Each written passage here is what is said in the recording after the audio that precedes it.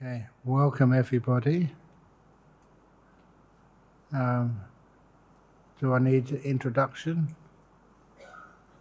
My name is Ajahn Brahm. If you haven't seen me before, it's nice to see you all.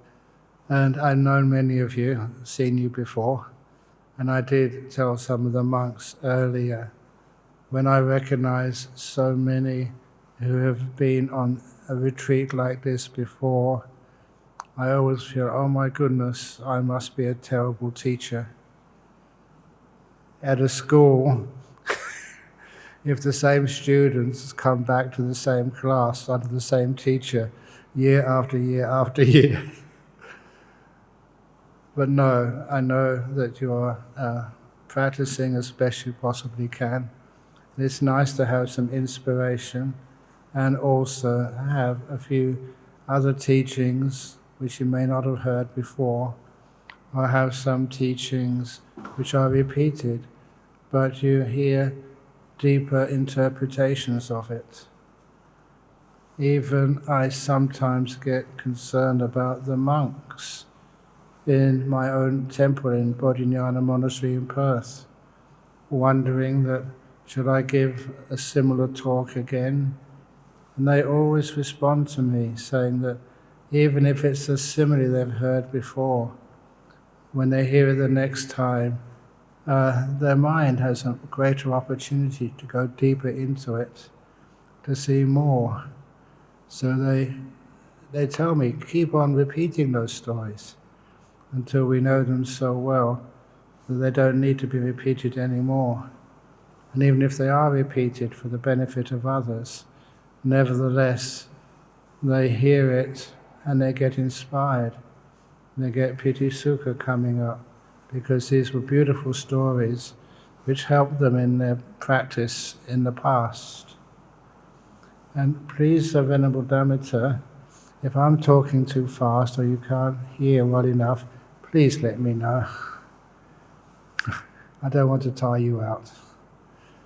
And so many of you are coming here to get deeper understandings about the practice of samadhi. And the first thing which I will say, which you have heard before, I am sure, is the meaning of that word. To understand it deeply is quite important. Even the understandings, we can have intellectual understandings, and we can argue with others what samadhi means.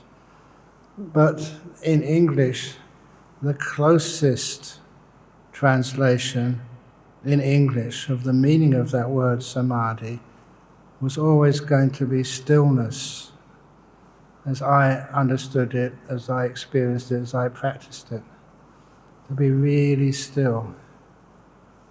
And there's a great importance to understanding the meaning of stillness rather than concentration. And the meaning of stillness means that it defines how to become still, or how to become concentrated. How to be concentrated is putting a lot of effort in, even though it is effort for a beautiful result.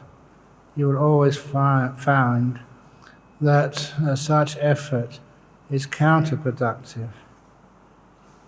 I do say this because of personal experience. Because I was not born a Buddhist, but discovered Buddhism and started meditating almost with a clean sheet. I didn't have people telling me what meditation was. But instead, I was very fortunate to find a very good teacher, and that was up in Cambridge University. I remember him saying once, the only reason this teacher was instructing on meditation was so every one of his students could have the personal experience of a jhana. And that was the first teacher I heard And I was incredibly fortunate that the first teaching put into my head was the importance of jhana. And once that got stuck in my head, it made it much easier to experience deep states of meditation. And I was fortunate in many areas. One of those areas was that I was poor, legitimately poor. My father died when I was only 16, and we lived in a council flat. I never realized how poor I was until after my father died. My teacher said, "Oh, please come back to school. Don't go off and get a job." Because, he said, "You're very poor." I never realized that. But I was happy that I was poor because I learned a lot of the foundations for sila, for virtue. Poor families can sometimes be incredibly kind, and teaching their children to always be kind, good, trustworthy. And I still remember many of my friends. This was in the 60s and 70s. I went to a very good school, but many of my friends who were very brilliant, they started getting involved in drugs, marijuana. It was the cool thing to do, so I was told. But I'm so fortunate with my early life. And one of my friends, a very close friend, school friend, he got caught with some marijuana. It was not much, but enough that he said his family at home put on so many restrictions for him.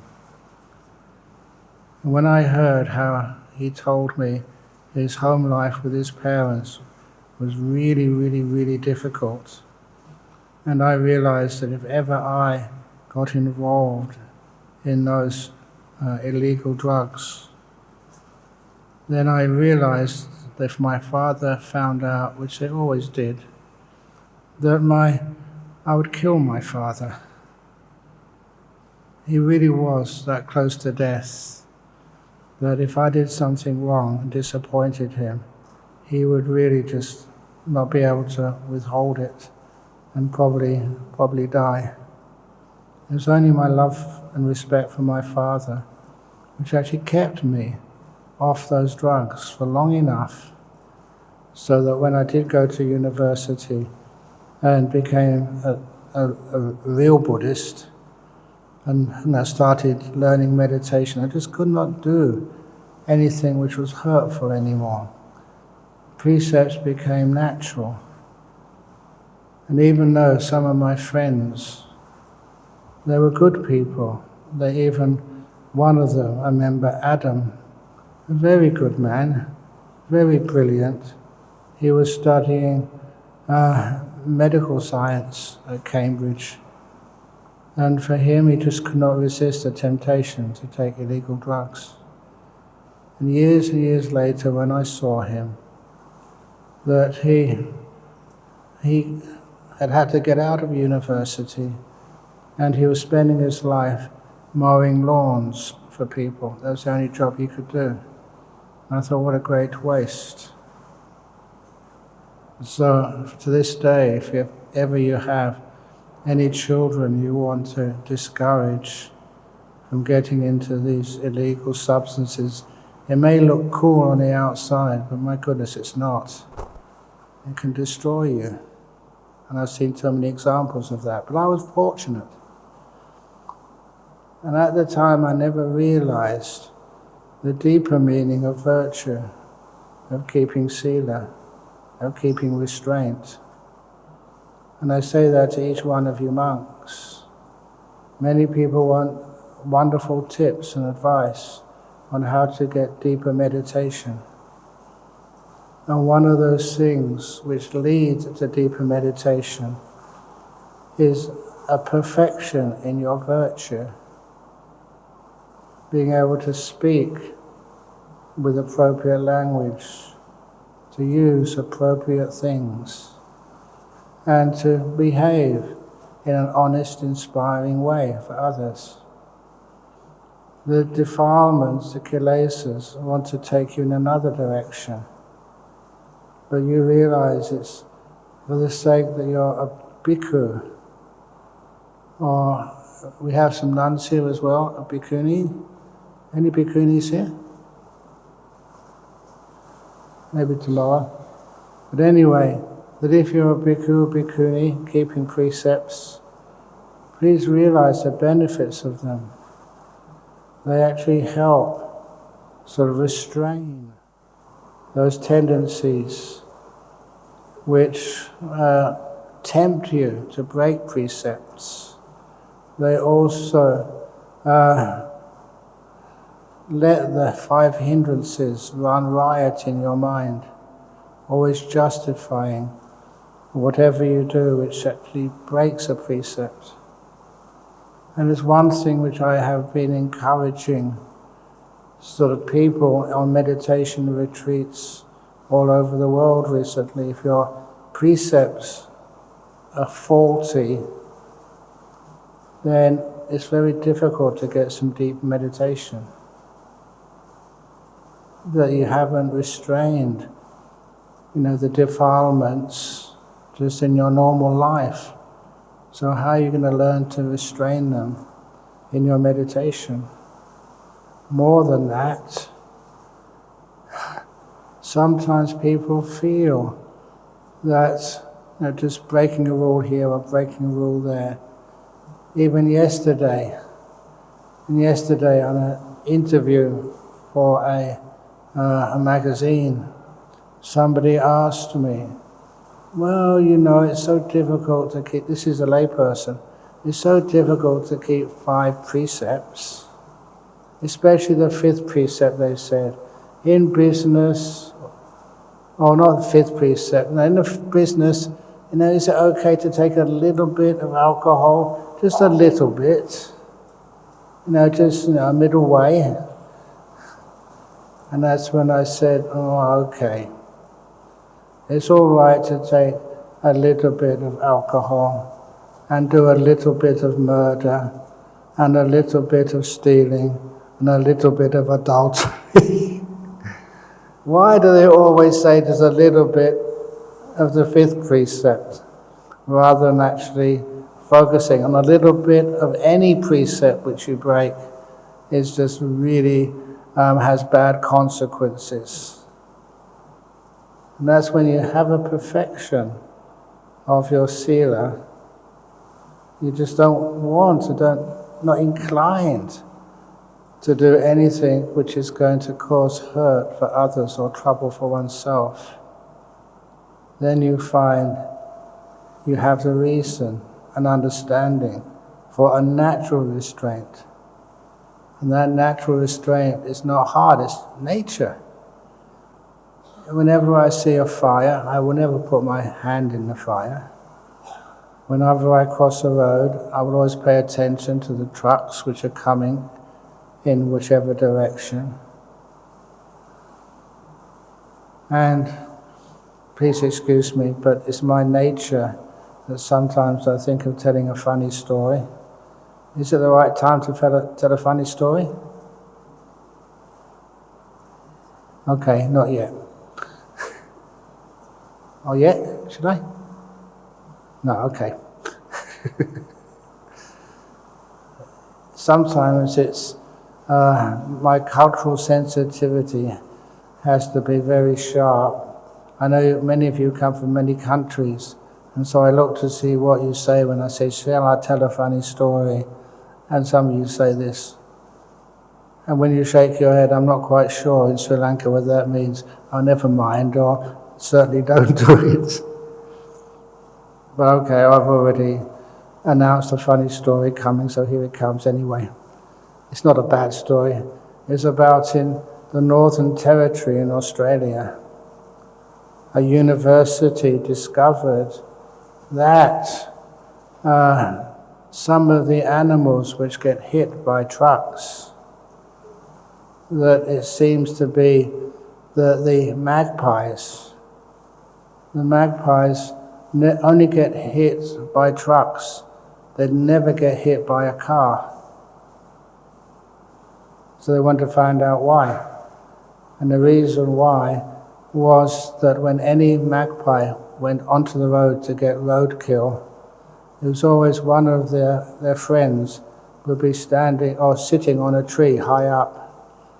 And whenever it saw a vehicle coming, it would often shout out to warn its friend, "Car, car, car." But the bird never knew how to say truck, truck, truck. Have a good time translating that afterwards, Venerable Dhamma. But anyhow, when the precepts are perfected, you usually have a very light heart, which is one of the reasons I think that I tell funny stories. And when I hear them, I remember them so easily. A light heart. When your mind is light, it's easy to allow it to become peaceful. When it becomes peaceful, then it's so easy to let it carry on becoming peaceful.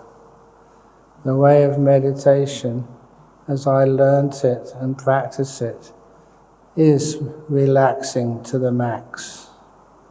I mentioned those words, relax to the max, in this first talk, because some years ago, when I was giving a talk over in just by the DMZ in South Korea, it was for many of the Buddhists in that land that you could understand the suffering they were experiencing, being separated by aunts and sisters and brothers who are on the other side of the demilitarized zone. But we got permission to do a ceremony on the South Korean side and then do some walking meditation in the DMZ. And as I was walking in the DMZ, I remember, and I'm a monk, I'm honest, I cannot lie. I remember being shot many times. I'm not lying, but I am a bit deceptive, I admit. Shot with video cameras and other cameras, not with any bullets. But it was a very fascinating experience to be able to teach the meditation to people who are really suffering, and not just teach meditation, but show some compassion for them. And I always found that those two go together, the meditation and compassion.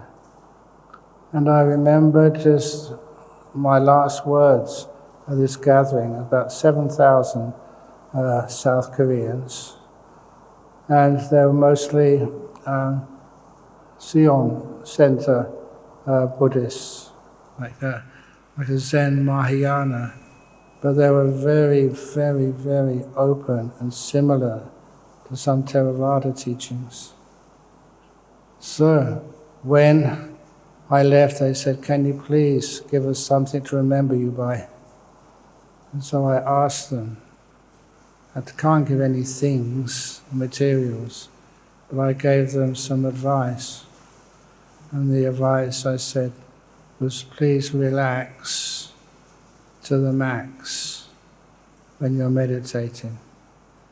And I still remember how I left them with that. I said, first word, relax.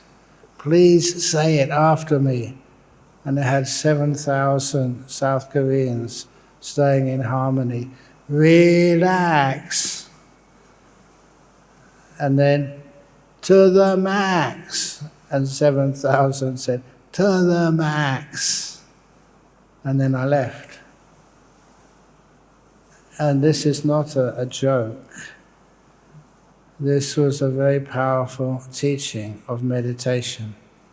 When the mind is free from a lot of defilements, then the opportunity to relax to the max is possible. First of all, to relax your body. Why am I saying that, to relax the body? This is meditation practice. It's nothing to do with the body, is it? The body is your vehicle. And if you can relax the body, what it does is that you have no business with the body. The body does have no aches and pains. The body can be let go of easily. You're sitting here and the body vanishes. You can't feel your hands, you can't feel your legs, your knees, your bottom. You can't feel your head, you can't feel anything. I know some people say, but aren't you supposed to be mindful of the body? At first, yes, but you're mindful for the purpose of allowing the body to settle down and to vanish. So you can come to the more important parts of the five khandhas, especially the mind. So when the body relaxes, then sound is easy to relax. Last night, I remember, or early this morning, you could hear the sound of the storm, the monsoon storm, in the room I was in anyway. But after a while, the sound vanished. It's not that I lost my sense of hearing. It's just that if something is constant and it's not important, it disappears. Or another example, which is even more fascinating. On this one occasion, I was still a student, not ordained yet, but I wanted to go on a meditation retreat. This was in the north of England, and the only place I could go to which was holding a retreat was a Zen monastery. And when I was sitting in a Zen monastery, I had very little instruction on what to do. So all of the meditators were sitting with our eyes open, looking at a wall, a whitewashed wall, not looking at a teacher, not looking at a Buddha statue, not looking at beautiful scenery like in this place, just looking at a simple wall. And because I didn't know what to do, in this occasion it was very helpful for me. I'd already learned how to meditate. I could get my mind very peaceful. On this occasion, with my eyes open, I was looking at that wall and relaxing to the max, body at ease. And by the way, by relaxing to the max, I don't mean just slouching or leaning and propping yourself up. The best way of relaxing is having a very strong posture. Then it feels far more relaxed than even lying down. So I was relaxing to the max, with my eyes open, watching this wall. And to my surprise, the wall disappeared. I'm sure you're trying to interpret that, what was happening. But it was like just all the lights had been turned off on the outside, and you could see nothing in front of you. My eyes were wide open, middle of the day, and the whole wall just vanished. Fortunately, I was never a monk who got afraid. I was kind of courageous. I've been taught that as a scientist. If something weird happens, let it happen, and then you can get more information to understand it later on. But when a whole wall just disappeared into nothingness, that was a bit strange. But I just stayed there and let the insight happen by itself. And that's how the Buddha explained insight. It comes directly when the mind becomes still and things vanish. In this case, it was a war. I'd never seen that before. But I realized that even the sounds here, after a while when you're meditating, you won't be able to hear these sounds, whatever they are. After a while, if you're cold or if you're hot, after a while you won't be able to feel that. Because the brain and the mind only can recognize things which change. Things which are constant stay the same, which are still vanish. And that became some of these amazing insights in how to meditate. Sit still, don't move, and then the body disappears. Stay in this moment, and then because you're still, you're not moving into time. Time vanishes. You're just in this moment. And those experiences, I'm sure each one of you have enjoyed. When you sit down, you haven't got a clue what time it is.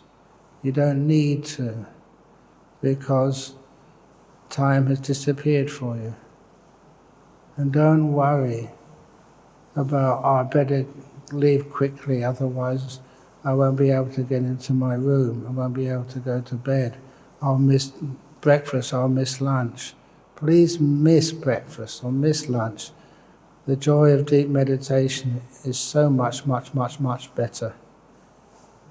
And hopefully that many of you will miss your breakfast or miss your lunch, and be able to get another breakfast or lunch the next day.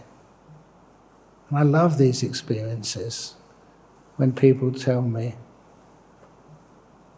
like the experience of over in Sydney some years ago, when a Vietnamese Theravada monk was teaching a 9-day retreat to Vietnamese lay people.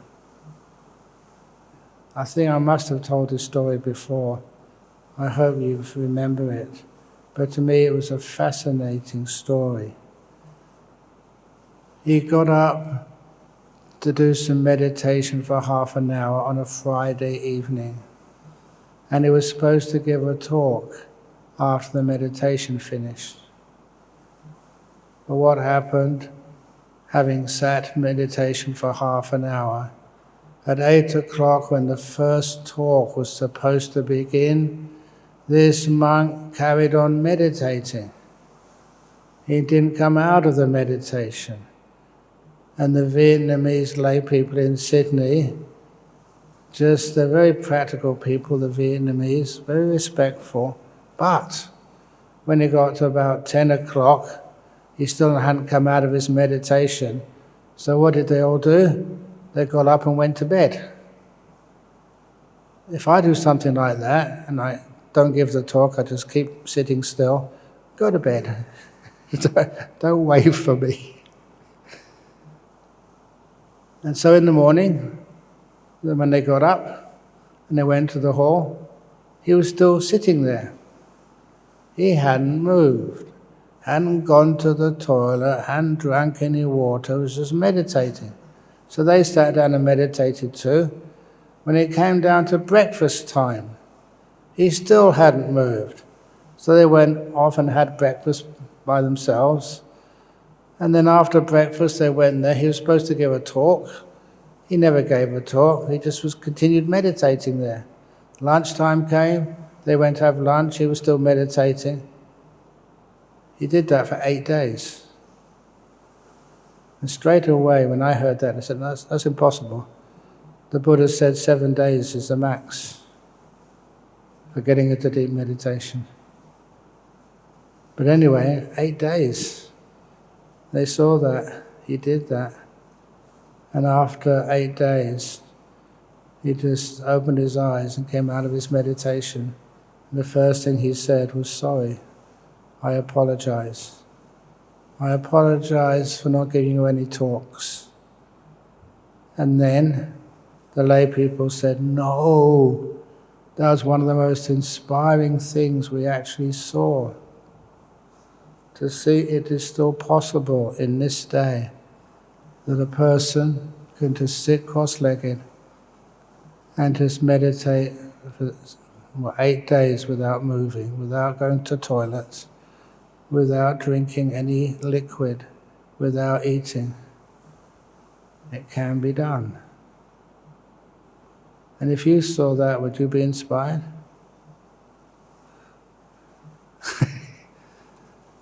So teaching happens in so many different ways, different levels. And sometimes the best teachings are things you see with your own eyes, things which you listen, you can hear, and it's real, or things which you can feel, or things which you know in the deep meditations, which are just weird but beautiful and extremely safe. That's where the greatest insight comes from. So just seeing like things disappear which shouldn't disappear. On this retreat, so many people think that they understand words like anicca or even like dukkha. Do you understand what dukkha is? Do you understand what non-self is, anatta? A lot of times we think we understand. But when we get in such deep meditation, we see much, much more deeply and experience things which actually teach us the real Dhamma. And when we see this, then we know that this is real. That teaches you much more than any words any monk can say. That's one of the reasons why that the purpose of this retreat, my purpose of teaching you, is to see how much you can witness vanishing. Not to attain things, but to allow things to disappear. Things which should be there, but which are now gone. Just like walls, bits of concrete, like these pillars. Imagine you're just watching it and then after a while it vanishes. It's not there anymore. And I say that as a physicist before I became a monk, a theoretical physicist. You have laws of nature, but even those laws of nature, they can somehow, we think we know them, but we only know them on the surface. We don't really understand them deeply. And I say that because I was telling people at a talk, I think in BMICH, that one of the people I know, he got a Nobel Prize for what he called quantum tunneling. And he got that understanding after he emerged from a meditation state. And he puts that Nobel Prize down to the practice of meditation. But most other people in that field said that's impossible, that quantum tunneling cannot exist. A lot of times one's insights and experiences go far deeper than anything you've been taught, go far beyond what can be deduced by logic, but it never goes against logic. It just takes logic to a deeper level, a level of experience. Things which you thought were always there can vanish. And it's nice to see so much of what imprisons you in life vanish, disappear, and you can be totally free. So this is what you experience in meditation. You're sitting there and your whole body vanishes. Please don't be afraid. You can't feel your hands, you can't feel your back, you can't feel your body, you can't feel your lungs, you can't feel anything. One thing which I will say, that when these things do disappear, there's never any bad side effects. I know that some people, when I give retreats, says, should I be afraid of anything when my body vanishes and disappears? And I usually tell the lay people, the monks and nuns have nothing to worry about, the lay people do. You find if you go into those deep states of meditation very often, you tend to lose all your hair.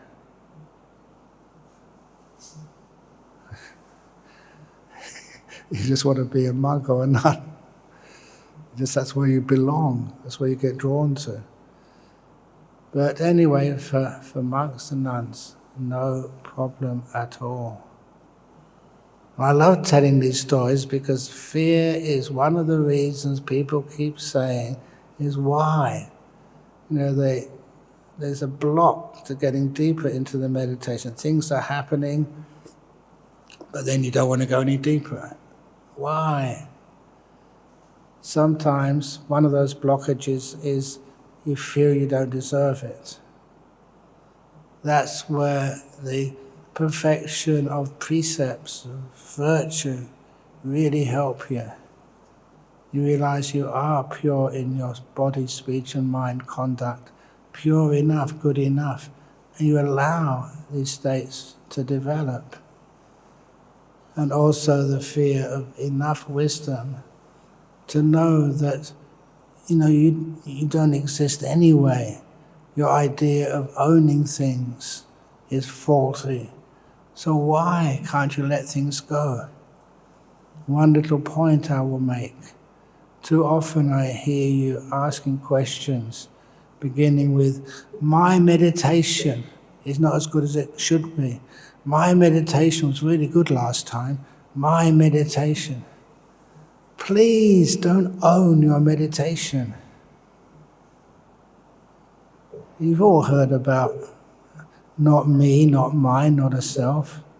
Why do you try and own your practice? Please let it go.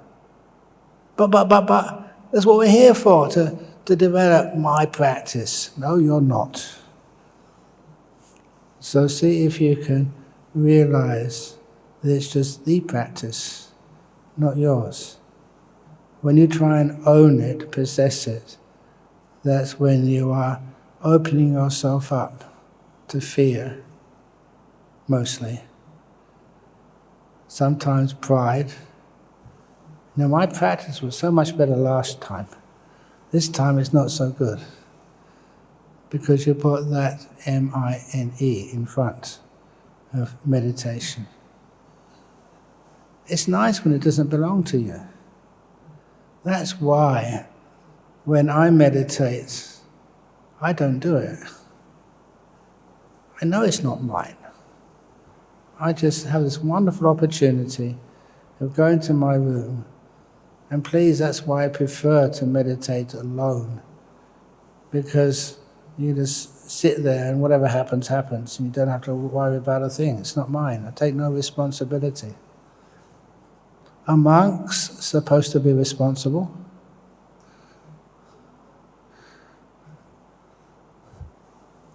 Honestly, I was going to say, a monastery. I've got many monasteries I'm supposed to be looking after. Supposed to be. But I'm one of the most irresponsible leaders in the whole Theravada Buddhist world. I haven't got a clue what's going on in the monasteries I'm supposed to be looking after over in Australia or other parts of the world. They all manage okay. It's the same, I always feel, even now, Venerable Metta Vihari, please, I know you may get angry at me, but I'm only visiting Sri Lanka. I know you asked me and tried to impress upon me, Ajahn Brahm, welcome home to Sri Lanka.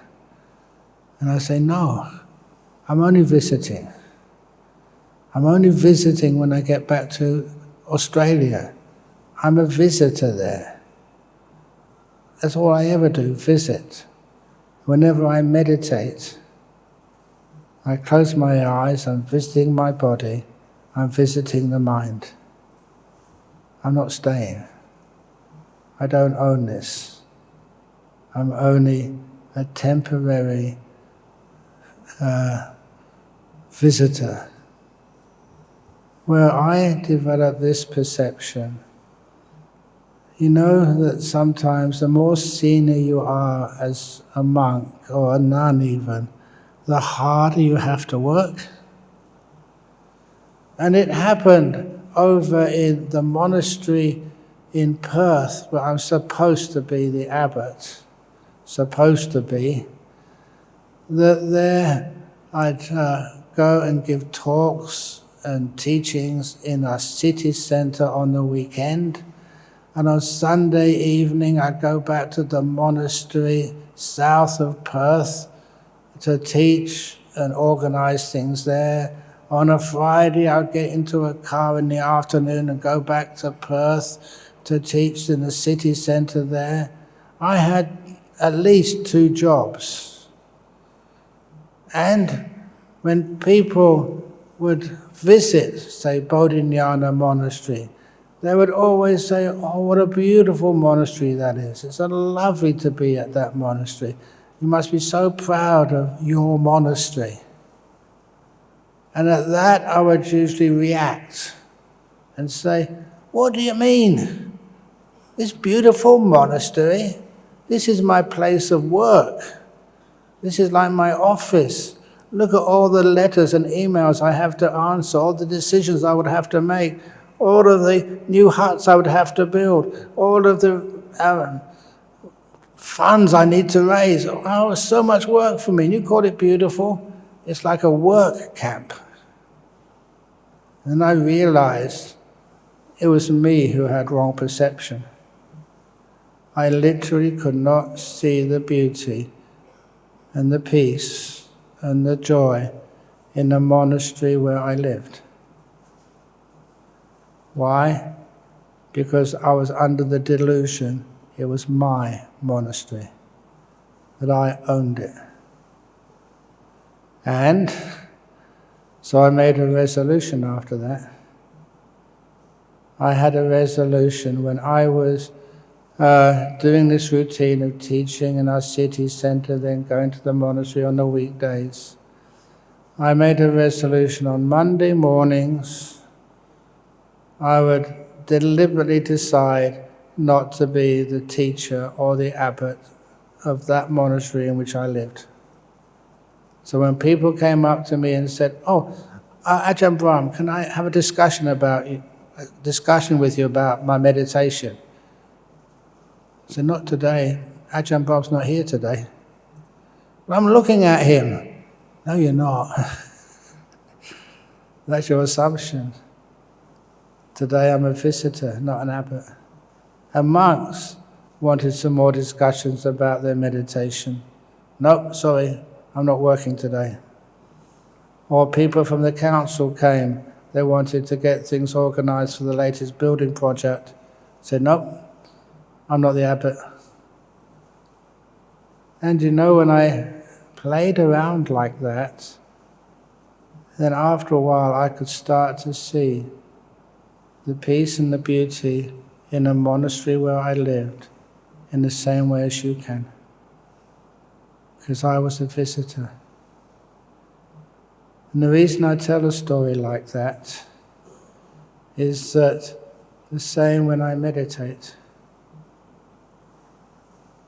If you think it's your meditation, you have too many things to fix up, too many responsibilities and problems. You're owning things.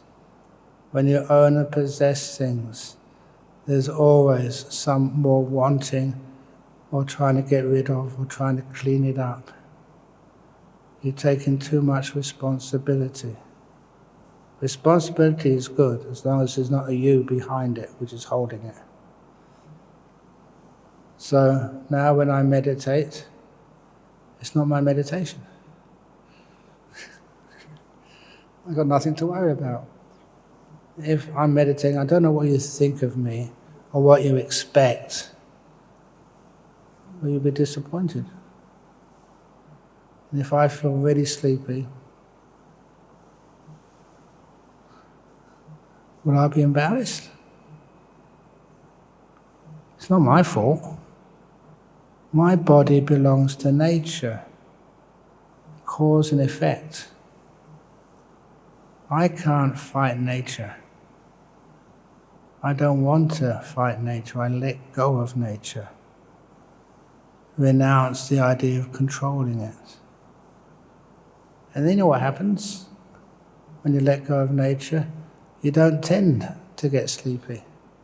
The body stays up by itself. It's not mine anyway. I'm only a visitor. The same with my mind. I don't own it. It's my way of perceiving non-self, non-ownership. It's how much I can let go is the most important thing for me. How much I can relinquish. When I learn how to let go more and more, to renounce, you can do that much more easily when your precepts are pure. You have nothing from the past to bother you, nothing in the future to worry you. You can just let go totally. Not my mind, but my mind. Then it gets pure. That mind and your mind are totally different. That mind, what you don't own, is what you visit. And how do you stay, with one thing, the stillness? How does stillness work? And I often noticed, if there is somebody who's a good friend, someone I haven't seen for a couple of years, who I like, and we have a bit of fun and games about telling silly jokes before the talk, it's so easy to hang out with you. I don't want to be hurry. Nice to see you again. So what happens? Someone you really know, you relax and just time flows by. There's no effort at all. Enjoy the company, and there's a resistance, a natural resistance of being torn apart or separated. And that's a simile I love to use with how stillness happens. Sometimes I'm with the mind. I don't own the mind. And the mind realizes that I'm not a control freak. It's only a metaphor, don't analyze it too deeply. That when the mind and I see one another, then we're the best of friends. And honestly, this is a decent simile of how I feel when I have the opportunity to sit quietly and just meditate, not give a talk, not answer questions, not answer emails or decide to do something. Just the mind and I chill out together. Got nothing to do. We hang out together naturally. And there's nothing forcing us apart. Instead, it's things like drawing us together. That's where that stillness happens. That wandering mind just ceases to exist. And because the wandering mind, restlessness disappears, the resulting tiredness disappears. And that's where the sloth and torpor, the sleepiness vanishes, for me anyway. Because I don't do anything. Just hanging out together with my mind. I don't know what you used to do as lay people. We have a good friend, and you go to a coffee shop, and you just hang out together. Do you ever used to strive when in a coffee shop with a best friend? Say, I've got to be here for 2 hours, an hour and a half, I've gone so far. There's no striving at all. It's the joy, the friendliness, actually keeps you there together. But if you think that someone owns you, or you try to own somebody else, That gives you the tension, the burden, which separates you. So this is one of the reasons why those metaphors like kindness, friendliness to your own mind, being a visitor to the monastery where you're supposed to be the abbot rather than the boss, that is where you understand how non-self, the perception, is so important to be able to let go and get some beautiful deep meditations. And how do those deep meditations happen? How many of you have told me that sometimes you're just meditating and just it happens? I don't know how many times people said the best meditation they had were always unexpected. They never did it. They were sitting there and just beautiful lights come up in the mind, lots of joy, and the meditation appears so easy. And that's one of the reasons I've been on record as saying for years, meditation is easy. The easiest thing you could possibly do.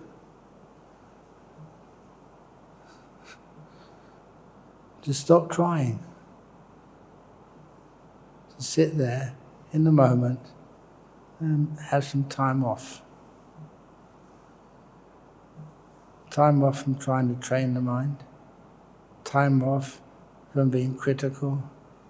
Time off from trying to attain anything or own anything. See how much you can let go. So after a while, it's not you meditating. You just sit down, get out of the way, and let it happen. And you'll, I'm sure, find the best meditations you've ever experienced are ones you never did. You sat down, you let go, and the mind became so peaceful. And hopefully, not just peaceful, we start to experience the energy, the power, the bliss of a peaceful mind. And that's really cool. I know many of you had little experiences of that, and I hope you have more experiences of that, and it becomes a normal way of meditating. Sit down. Don't even attempt to bliss out, and then the bliss comes to you. Nature, piti sukha. The piti sukha comes from the citta, from the mind. And this poor old mind is just not respected enough. 5 senses are respected more. And after a while, 5 senses, it's just, I've had it with you. And you're always promising so much, not delivering. So you let go of the 5 senses. And what's left afterwards is just this mind. You don't try and control the mind. You don't try and imprison it so it's always there for you. You let it be free. You're only visiting, and when you visit, it stays with you for longer and longer and longer. And you go deeper and deeper, become much more of a confident. These are people, sometimes you can share all sorts of things with people you love and like. And then you get to know the mind deeper and deeper and understand how it works and how you don't own it.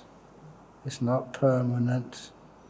It's not sort of pure by itself. It's just part of nature.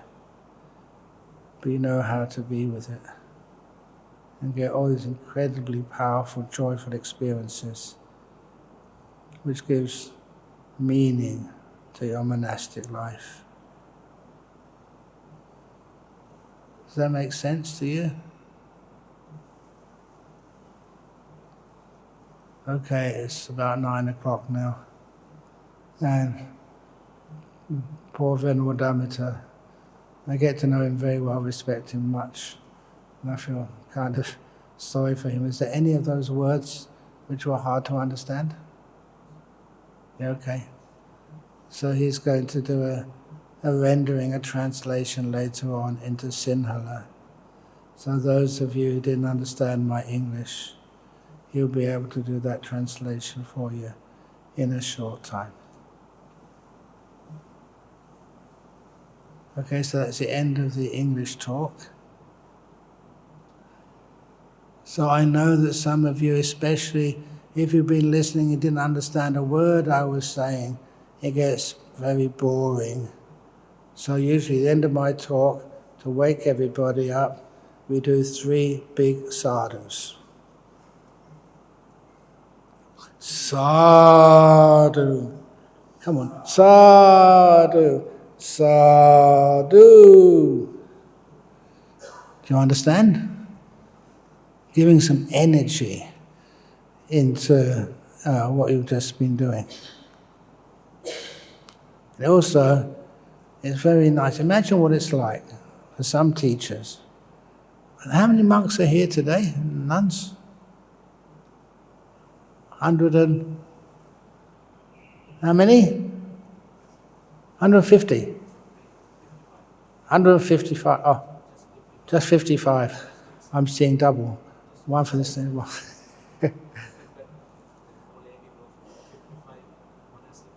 55 monastics. It looks much more than that. You know, we're in brown anyway. So I hope you enjoyed that. And we'll have some interviews later. And also, in the interviews, thank you for coming to the interviews, because that's where I get feedback, so I can get to know you more and find out exactly where you want me to focus next time. That make sense? Okay. So what do I do now? Nothing.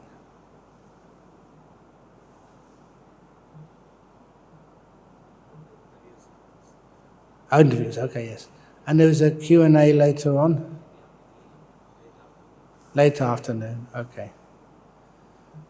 So, you see, I'm not running this retreat.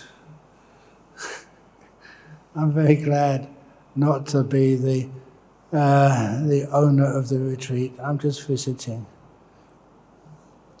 It's much better, and I take no responsibility. Any of you get enlightened, please don't thank me. Any one of you get really fed up, don't blame me. Is that all right? Excellent. Please learn how to be free. Don't own or control. Make peace. Okay.